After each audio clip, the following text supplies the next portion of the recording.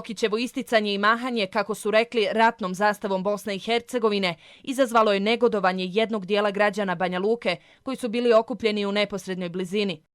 Prije 3 dana policija Republike Srpske upala je u njegovu kuću i pretresla je.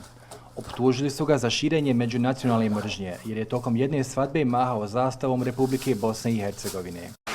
Paljenje zastave Bosne i Hercegovine i Republike Bosne i Hercegovine u gradovima gdje većinom žive Hrvati najbolji su odraz koliko nam je društvo zapušteno. Zastava pod kojom su u ratu jurišali na Srbe i srpske domove postavljena je 10 kilometara duboko u teritoriji Republike Srpske. Istako zastavu Republike Bosne i Hercegovine, našu poznatu Ljiljanku. 2 dana nakon toga na njihova vrata došla je policija i izvršila pretres porodične kuće. Boračka organizacija Republike Srpske pozvala je građane na bojkot kupovine u supermarketima Tuša zbog prodaje ratnih zastavica takozvane armije Bosne i Hercegovine na području Srpske.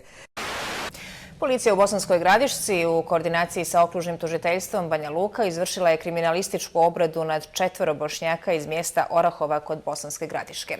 Sumnjiče se da su svatove okitili zastavom armije Bosne i Hercegovine.